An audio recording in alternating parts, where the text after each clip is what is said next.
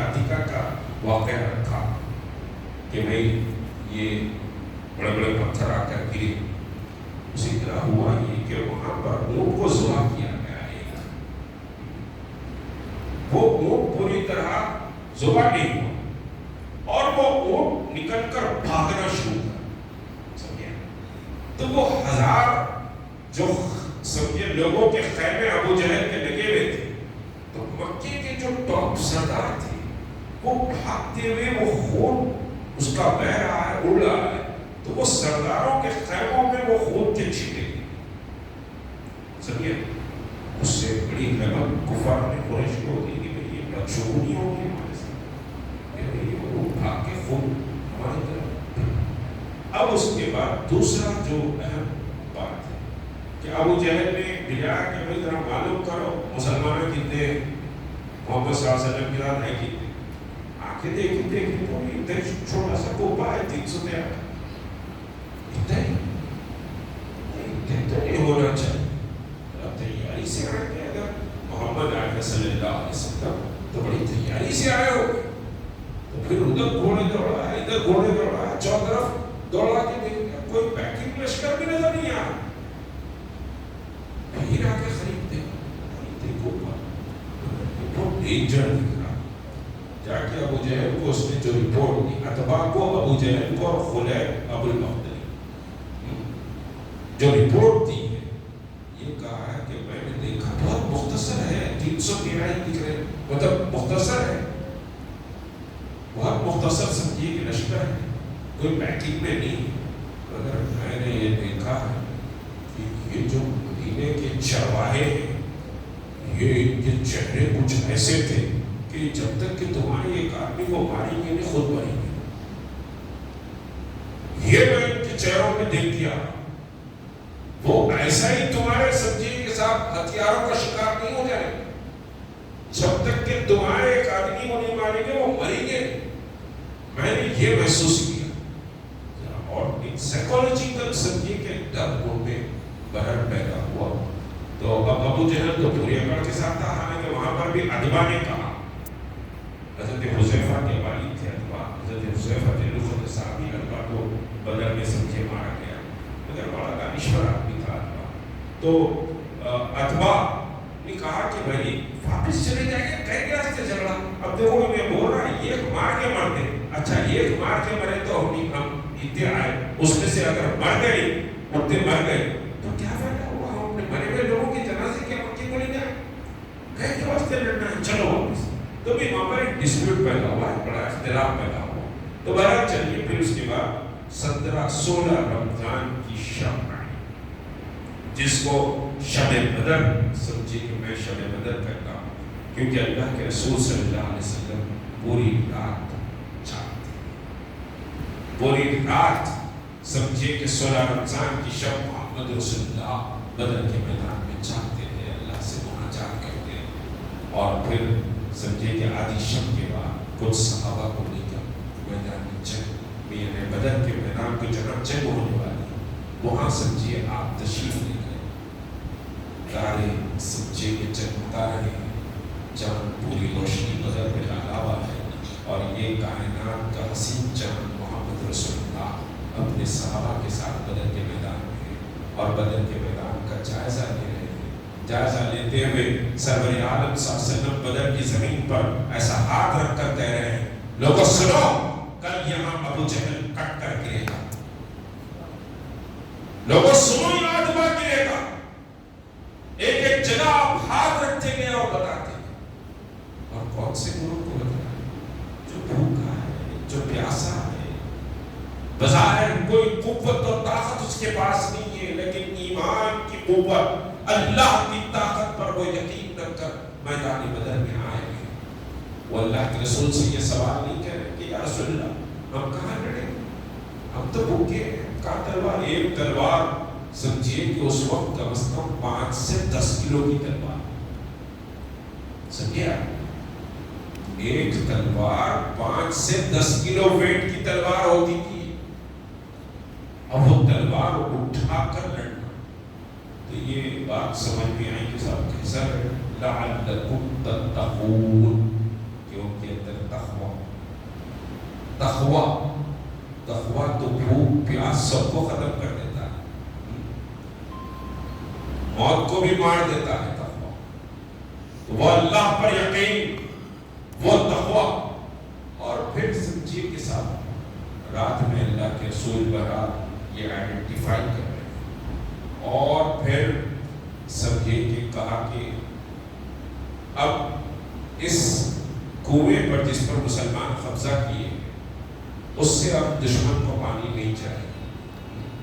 اور پھر حضرت سعد بن معاذ نے کہا یا رسول اللہ ہم ایک آپ کے لیے عریش بنا دیں. عریش یعنی chief commander camp, chief commander کا کیمپ، یعنی ذرا بلندی پر ایک سمجھیے کہ صاحبان چھوپڑی ٹائپ بنایا گیا. اور سمجھیے کہ حضرت سعد بن معاذ اور سیدنا ابوبکر صدیق یہ دونوں ہیں. اور وہاں پر آپ نے سمجھے کہ حضرت سعد بن معاذ نے کہا یا رسول اللہ اس وقت ہماری تعداد بہت کم ہے، ہمارے پاس تلوار بھی اتنے نہیں، ہمارے پاس تو گھوڑے دو اور پھر بہت کم تعداد میں دشمن تو لوہے میں ڈوبا ہوا، زرا مقتر خوف پہنا ہوا. ہم میدان میں لڑیں گے، آپ یہ عریش پر آپ قیام کریں، ہم میدان میں لڑیں گے. اگر ہم مر جاتے ہیں، شہید ہو جاتے ہیں، ہماری لاشوں کی فکر مت کریے، ہمارے جنازوں کی فکر مت کریے. یہ دو گھوڑے ہم رکھ رہے ہیں، یہ تیز رفتار گھوڑوں سے آپ مدینے کو چلے جائیے، ہمارے لوگ آپ کی حفاظت کریں گے. ہماری جانوں کی فکر مت کریں. یہ ثابت قدمی اصحاب نبی کریم صلی اللہ علیہ وسلم اور یہ عشق رسول تھا. ادھر محمد رسول اللہ نے کہہ دیا جنت ملے گی تو پھر ملے گی، ادھر محمد رسول اللہ نے کہہ دیا کہ تم آ کر ملیں گے تو پھر موت نہیں آئے گی جب تک کہ محمد رسول اللہ سے ملاقات نہ ہو. یہ یقین تھا.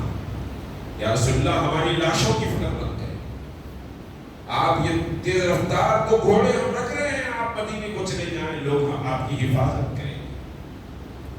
تو بہرحال عریش بنا. یہ عریش کے پیچھے یہ سمجھے کہ کنواں، پانی کے کنواں تھا جو مسلمان جس سے سروائیو کرنے کے لیے بنائے تھے.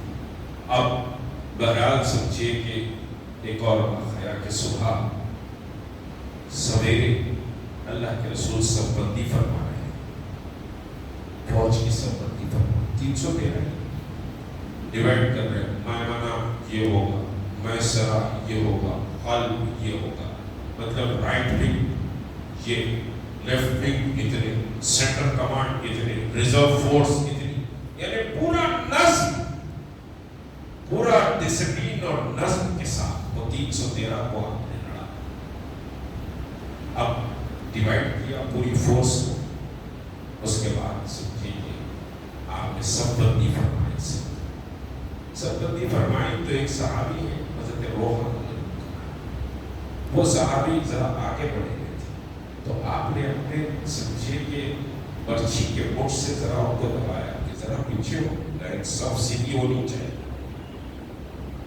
صف سیدھی. میدان جنگ کی بات کر رہا ہوں، صف سیدھی ہونی چاہیے، یعنی پورا آرڈر میں آپ سب کو لگا. اس کے بعد آپ نے خطاب کیا جہاد کے تعلق سے. اس کے بعد پھر نے کہا کہ میں کسی کو کسی سے کوئی اگر بدلہ مجھ سے لینا، کوئی بدلہ کسی کا مجھ پر قرض ہے تو وہ بدلہ لے لے. ایک بہت بڑا اہم بات ہے عشق نبی کا. ایک صحابی نے کہا کہ رسول اللہ ابھی آپ نے، میں ذرا نکلا ہوا تھا تو آپ نے مجھے ہٹانے کے لیے اپنے سمجھے کہ مرچے سے یا تیر سے آپ نے مجھے دبایا تو مجھے یہاں پیٹ میں تکلیف ہے، میرے کو وہ بدلہ لینا. جنگ کا بدلہ ہے. اور ایک صحابی کہہ رہے ہیں کہ رسول آپ سے بدلہ لینا. تو رسول صلی اللہ علیہ وسلم نے کہا ٹھیک ہے بدلہ لینا. تو انہوں نے کہا کہ میرے پیٹ میں کرتا نہیں تھا، میں تو ننگے بدن تھا. تو فوری سرور عالم صلی اللہ علیہ وسلم نے اپنا کرتا اٹھا لیا کہ بدلہ لے لو. فوری وہ جسم اثر مصطفیٰ سے لپٹ گئے اور لپٹ کر اس کا بوسہ. اللہ اللہ کے رسول صلی اللہ علیہ وسلم نے اس کے بعد فرمایا کہ یہ عمل تم کو کس بات کے لیے ابھارا؟ انہوں نے کہا کہ رسول اللہ میدان جنگ جا رہا ہوں، میدان جنگ میں جا رہا ہوں، بچوں گا یا پھر مر جاؤں گا مجھے پتا نہیں، لیکن میرا یہ ایمان ہے کہ آپ کے جسم کو اگر میرا جسم سمجھے کہ اگر مس کر لے تو خدا کی قسم اس کو دوزخ کی آگ نہیں چھوئے گی، اس وجہ سے میں یہ کرا، اس وجہ سے میں یہ کرا۔ بہرحال جنگ شروع ہوئی، جب یہ جنگ بڑی قوت اور طاقت سے پہلے 3 مکے کے سردار آئے، حضرت حمزہ، حضرت علی، حضرت ابو عبیدہ، یہ تینوں کا مقابلہ کریں، اس کے بعد ایک زبردست جنگ شروع ہوئی، بڑی گھمسان کی جنگ شروع ہوئی۔ اب یہ پہلے مرحلے میں حضرت عبیدہ زخمی ہو گئے۔ حضرت عبیدہ کے تعلق سے بھی سمجھے کہ سن لیجیے، مکے اور مدینے کے بیچ میں روحا ہے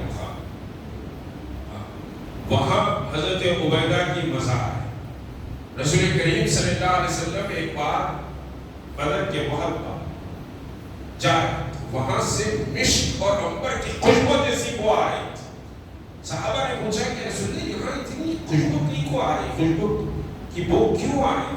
اللہ کے رسول نے فرمایا کہ کیوں نہیں آئے، یہاں ابو عبیدہ تدفین ہے، مدفن۔ کون ابو عبیدہ؟ جو بدر میں سب سے پہلے وہ 3 کفار قریش کے مقابلے میں حضرت علی، حضرت حمزہ اور ابو عبیدہ، یہ 3 آئے تھے، تو ابو عبیدہ شدید زخمی ہو گئے تھے اور بدر میں واپس سمجھے جاتے ہوئے راستے میں ان کی شہادت ہو گئی اور وہیں ان کی تدفین، وہیں ان کی تدفین۔ دوبارہ دن تمام گھمسان کا رنگ چلا، اب عصر کی نماز کا وقت سمجھیے کہ تھا، 17 رمضان ہے، جمعے کا دن ہے۔ ایک بات اور سن لیجیے کہ میں نے اپنی بات میں یہ بات بتا دی ہے، لیکن پرٹیکولر پوائنٹ اور نہیں کرا، تو وہ بات سمجھاؤ۔ جمعے کا دن بھی ہے، 17 رمضان بھی ہے، پہلا فرض سمجھیے کہ رمضان ہوا، لیکن کوئی مسلمان روزہ نہیں، حکم نہیں تھا روزہ نہیں، کہا کہ کوئی مسلمان روزہ نہیں رہے، کوئی روزہ نہیں تھا، اور رسول اللہ روزہ نہیں تھا۔ اور پھر میں بتاؤں کہ میں نے بہت ساری اس پر بہت ساری تاریخیں مختلف، یہ کہ عرب سے لے کر عجم تک کی مختلف تاریخ کی کتابیں تلاش کی کہ جمعہ تھا تو مسلمانوں نے سمجھی کہ جمعہ تو نہیں پڑھا تھا، تو اس کا نماز تو پڑھی ہوگی ضرورت، کہیں تاریخ نہیں ملتی کہ مسلمانوں نے نماز ظہر یا جمعہ پڑھا۔ تو اس سے اندازہ لگائیے کہ بدر کی کیا اہمیت تھی، بدر کی اہمیت کیا تھی۔ تو بہرحال گھمسان کا رنگ چل رہا تھا، اور ایک واقعہ اس میں ہوا، بہت سے واقعات ہیں، میں سماعت کر رہا ہوں، 1 گھنٹہ قریب ہو چکا ہے، کہ ایک واقعہ یہ ہوا، ابو جہل کا واقعہ سنا۔ حضرت عبد الرحمن بن عوف بہت بڑے بزنس ٹائکون تھے حضرت عبد الرحمن بن عوف، لیکن مال کی محبت کے ساتھ دین کی محبت بہت ہے۔ مال کمانے پر اسلام نے اعتراض نہیں کیا۔ حضرت عبد الرحمن ویلتھسٹ مین آف دی سمجھے کے ساتھ مدینہ تھے، اس وقت اتنی دولت تھی ان کے پاس، کئی ہزار سمجھے کے بکروں کے بندے، فلاں دولت کی بڑی تقسیمات کی تفصیلات نہیں ہیں، وہ میدان جنگ میں لڑ گئے۔ حضرت عبد الرحمن بن عوف نے کہا، اور تمام محدثین نے اور تمام مورخین نے اس کو لکھا کہ میری پوچھ سے 2 چھوٹے بچوں کی آواز آئی کہ چچا جان ابو جہل کون ہے؟ میں پلٹ کر دیکھا تو افرا کے 2 بیٹے معاذ اور موس، نوجوانوں سنو یہ بات، اور پھر اپنے بچوں سے بھی یہ بات سمجھے کہ منتقل کریے ان تک کہ یہ دین کیسے پہنچا ہے ہم تک، کتنی قربانیوں اور کیسے عزم کے ساتھ یہ دین پہنچا ہے۔ افرا کے 2 چھوٹے بیٹے تھے، معاذ اور موس، اب ان کی اور تفصیل میں نہیں جاتا وہ لشکر میں کیسا شامل ہوئے، تو پلٹ کر دیکھا تو معاذ اور موس ہیں 2 چھوٹے بچے۔ ارے میں پریشان ہو گیا کہ میری بیٹی پہ کوئی طاقتور قوی ہیکل مسلمان رہتا تو ذرا اطمینان ہوتا ہے، تو 2 چھوٹے بچے، اور وہ سوال کر رہے ہیں کہ چچا جان ابو جہل کون ہے؟ ہم نے سنا ہے کہ محمد رسول اللہ کو مکے میں بڑی تکلیفیں دیا۔ تو وہ تھوڑا مایوس ہوئے، مگر انہوں نے کہا کہ دیکھو وہ جو کلگی اونچی لگا ہوا وہ جو لڑ رہا ہے نا وہ ابو جہل. تو حضرت عبد الرحمن بن عوف فرماتے ہیں کہ میرے زبان سے یہ جملہ نکلنا تھا. بس رفتاری کے ساتھ ابو جہل کے پاس یہ دونوں پہنچے اور ابو جہل کے پیر پر ایسے وار کیا کہ ابو جہل چیخ مارا تو پورا بدر کا میدان گونج اٹھا اور وہ گھوڑے سے نیچے ہو گئے. اتنے میں ابو جہل کا فرزند اکرمہ بن ابو جہل، وہ بعد میں اسلام لایا، اکرمہ بن ابو جہل. اکرمہ بن ابو جہل نے جیسے ہی دیکھا کہ میرے باپ پر وار ہوگا، اور پھر کوئی معمولی بات نہیں تھا، ابو جہل پر وار تو بہت بڑی بات تھی، تو میرے باپ پر وار ہوا ہے تو اس نے سمجھے کہ ایک تلوار موس کے ہاتھ پر سمجھے کہ اور لکھتا ہے، ابن خلدون بھی لکھتے ہیں، علامہ سمجھے کہ ابن حلبی بھی لکھتے ہیں، اپنی ہشام بھی لکھتے ہیں، اور دنیا کی تمام سمجھے الرحیق المختوم جو دنیا میں پہلی سیرت کی کتاب کو انعام ملا وہ بھی لکھتے ہیں کہ جب موس کو اکرمہ بن ابو جہل نے مارا تو موس کا ہاتھ نہیں کٹا کیونکہ ہاتھ سے لٹک رہا تھا. ہاتھ لٹک رہا تھا. انہوں نے اپنی ہاتھ سے دوسرا وار ابو جہل پر کیا اور پھر اکرمہ بن ابو جہل سے لڑائی چل رہی تھی، معصوم بچے، تو یہ ہاتھ بیچ میں تکلیف دے رہا تھا. لازمی ہاتھ کٹا ہوا تو خون بہ رہا ہو، ہاتھ جیسے لٹک رہا. تو پورے مورخین نے لکھا کہ انہوں نے اپنے اس ہاتھ کو اپنے ایک پیر کے نیچے ڈالا اور ہاتھ کو تن سے جدا کر دیا اور ایک ہاتھ سے لڑائی تھی.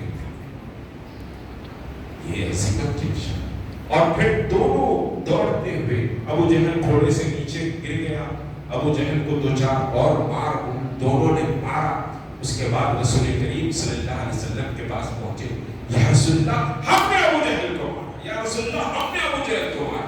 اللہ کے رسول صلی اللہ علیہ وسلم نے ان کی تلوار لی، ہاتھ سے دیکھا اور کہا کہ ہاں تم نے ابو جہل کو مارا. اب اس کے بعد سمجھے کہ بہرحال عصر کا وقت ہے، اللہ کے رسول علی سے عصر نیچے میدان کی طرف اتر رہے ہیں. حضرت علی ساتھ ہے، حضرت ابوبکر ساتھ ہے، حضرت سعد بن معاذ ساتھ ہے. اللہ کے رسول میدان بدر کی طرف دیکھ رہے ہیں. بدر کا کوئی نتیجہ نہیں نکل رہا ہے، کوئی سمجھے کہ ادھر یا ادھر والی بات نہیں ہو رہی، گھمسان کی جنگ چل رہی ہے. اللہ کے رسول زمین میں جھکتے ہیں، کچھ کنکریاں مٹھی بھر کنکر اٹھاتے ہیں اور یا شاہ الوجوہ کہہ کر دشمن پہ ابو جہل کے لشکر پر آپ صلی اللہ علیہ وسلم پھینکتے ہیں. ابن خلدون لکھتے ہیں اور پھر ابن ہشام بھی لکھتے ہیں جب رسول مقبول صلی اللہ علیہ وسلم نے یہ اپنی مٹھیوں سے یہ خاک ابو جہل کے لشکر پر پھینکی تو کوئی دشمن کا ایک شخص بھی سپاہی بھی ایسا نہیں تھا جس کی ناک یا چہرے پہ وہ کنکر نہیں لگے. اور جیسے ہی آپ نے یا شاہ الوجوہ یعنی تمہارے چہرے بگڑ جائیں یہ کہہ کر آپ نے وہ خاک پھینکی تو پھر قرآن میں اللہ نے کیا کہا، وَإِذْ رَمَيْتَ رَمَيْتَ وَلَكِنَّ اللَّهَ رَمَىٰ. اے حبیب وہ کنکر آپ نے نہیں پھینکے، وہ کنکر تو ہم نے پھینکے. اللہ کے رسول کے ہاتھ کو اللہ نے کہا کہ اے حبیب وہ ہاتھ تو ہمارا تھا جو کنکر ہم نے پھینکے. اور پھر اس کے چند ہی لمحوں کے بعد ہم دیکھتے ہیں ایک بڑی آندھی، ایک بڑا گرد و غبار سمجھے کہ بدر کے اس میدان میں اٹھا. محمد رسول اللہ صلی اللہ علیہ وسلم کی نگاہیں ایسے آسمان کی طرف گئی، چہرے پر دمک اٹھا اور فرمایا علی سنو، ابوبکر سنو، سعد سنو، اللہ نے مدد کے لیے جبرائیل سے فرشتوں کو نازل کیا. اللہ نے مدد کے لیے جبرائیل کے ذریعے فرشتوں کو نازل کیا.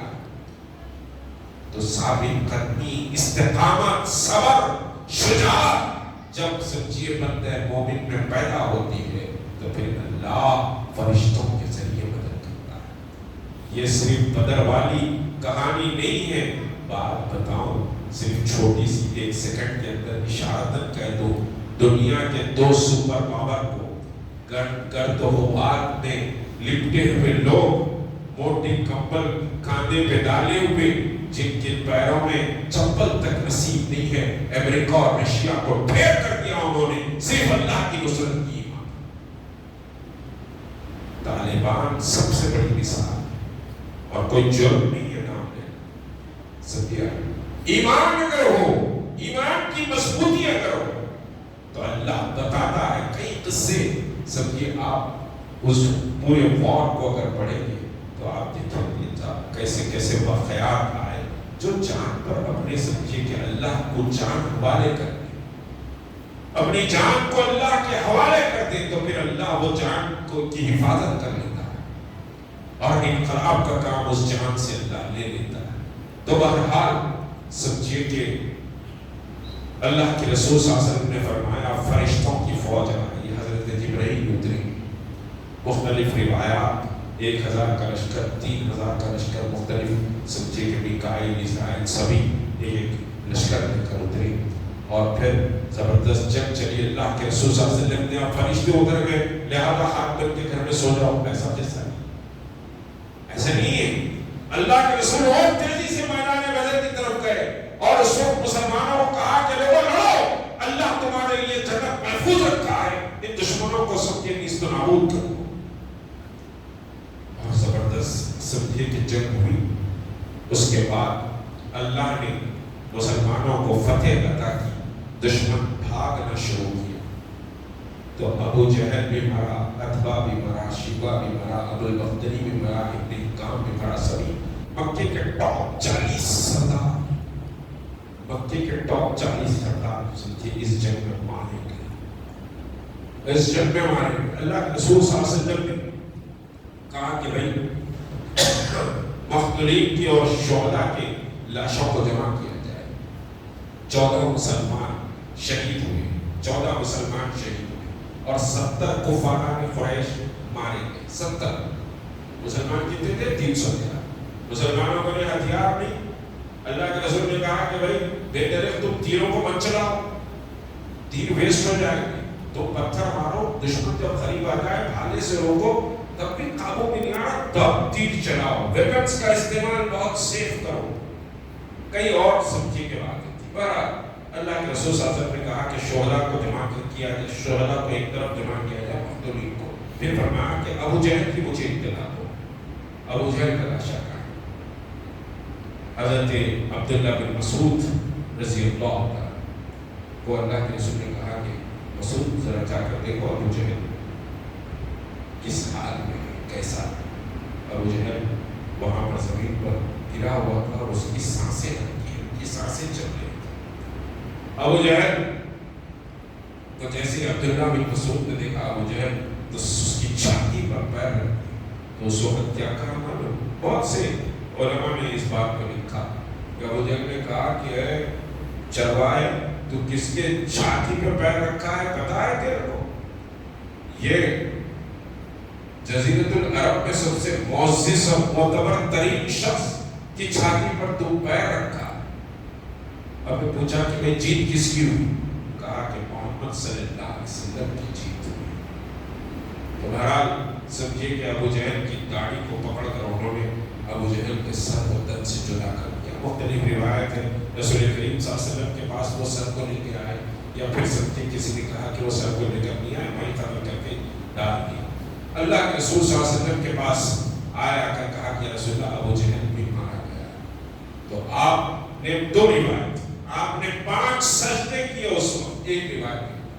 دوسری روایت کے مطابق کہا کہ اللہ اکبر، اللہ اکبر، اللہ اکبر، یہ 3 بار آپ نے کلمہ شہادت کو سمجھے کہ بلند کرتے ہوئے نعرہ لگایا اور کہا کہ یہ میری قوم کا فرعون تھا، یہ میری قوم کا فرعون تھا۔ اور آپ ابو جہل کے لاشیں کہیں لے کر جانے کے لیے کہے، اور جب ابو جہل کے لاشیں کے پاس لے کر گئے تو ابو جہل کے لاشیں کے پاس سے تعفن آ۔ علامہ ابن حربی نے لکھا حالانکہ ابھی مرا لیکن اس کے جسم سے تعفن کی بو آ رہی تھی۔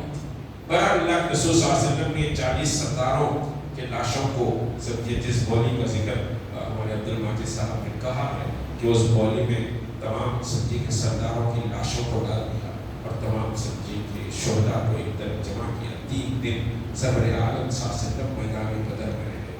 اب آخری اہم بات سمجھے کہ بتاؤں کہ رسول کریم صلی اللہ علیہ وسلم جب 17 رمضان کو فتح ہوئی تو حضرت اسامہ کو دوڑایا اور ایک صحابی حضرت روحہ کو دوڑا کر کہا کہ جاؤ مدینے میں اطلاع کرو کہ اللہ نے ہم کو فتح عطا کی. جس وقت میرے بھائی مدینے میں یہ اطلاع پہنچائی جا رہی تھی، پہلے مدینے کے منافقین، مدینے کے یہودی تو سمجھے کہ میرے مسلمان ہار گئے، کیونکہ آپ نے اپنی اونٹنی قصبہ کو دے کر بھجایا تھا تو سمجھے کہ مسلمان ہار گئے. اور پھر مکے کے ٹاپ 3 کے سامنے مسلمان جیتے گا بھی کیسے؟ یہ ایک سمجھے کہ ایک پرسپشن ایک بنا ہوا تھا اس وقت. تو وہ جیسے ہی اعلان ہو رہا تھا کہ لوگوں سنو، محمد رسول اللہ صلی اللہ علیہ وسلم اور آپ کے لشکر کو اللہ نے فتح عطا کی ہے، تو وہ وقت تھا جب کہ اللہ کے رسول کی صاحبزادی حضرت رقیہ کو دفن کر کے ان کے قبر کی مٹی کو برابر کیا جا رہا تھا. اس وسلم کی دوسری صاحبزادی حضرت رقیہ وہ بیمار تھی، ان کا انتقال ہو گیا. حضرت عثمان ابن عفان کی سمجھیے کہ زوجہ تھی، ان کا انتقال ہو گیا.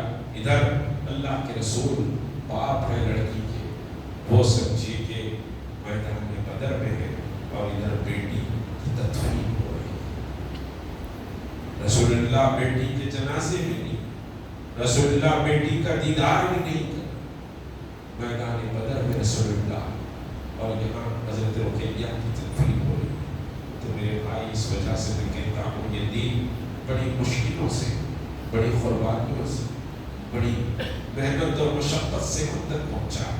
اس دین کی حفاظت کی ذمہ داری ہم پر ہے، ہر مسلمان پر اس دین کی حفاظت کی ذمہ داری. نہیں وہ دیکھ لیں گے، انہوں کر لیں گے، وہ جماعت کر لیں گی، وہ مولانا کر لیں گے، وہ سب یہ فلاں کر لیں گے. ہر مسلمان پر ذمہ داری.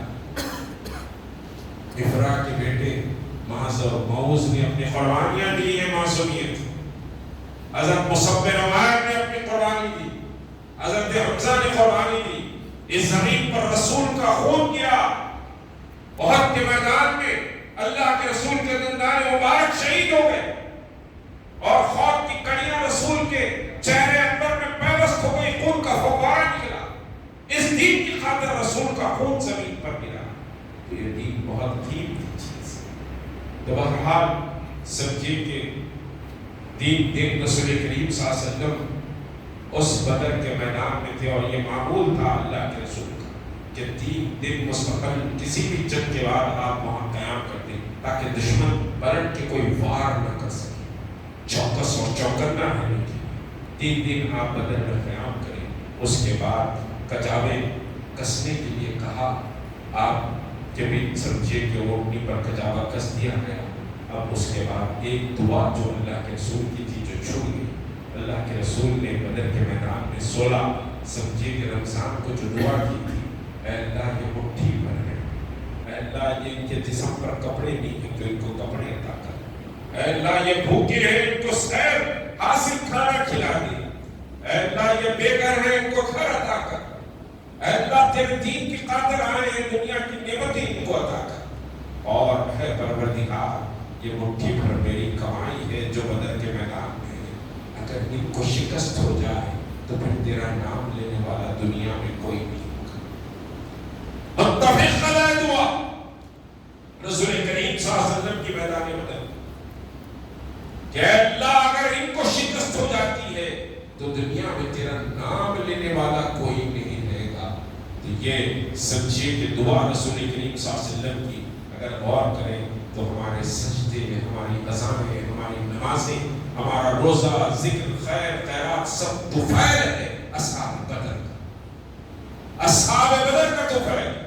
اور علماء نے کہا اصحاب بدر کے وسیلے سے، اصحاب بدر کے نام لے کر اگر تم دعا کرو گے تو اللہ کی رحمت کو جوش آئے گا اور اللہ تمہاری دعا کو قبول کرے گا. تو یہ بدری صحابہ کا مقام. اور فرشتوں میں سب سے افضل ترین مقام حضرت جبرائیل نے صحابہ نے رسول کریم صلی اللہ علیہ وسلم سے سوال کیا، یا رسول اللہ دنیا میں سب سے افضل گروہ کون سا؟ فرمایا محمد رسول اللہ نے دنیا میں سب سے افضل ترین گروہ اصحاب بدر کا.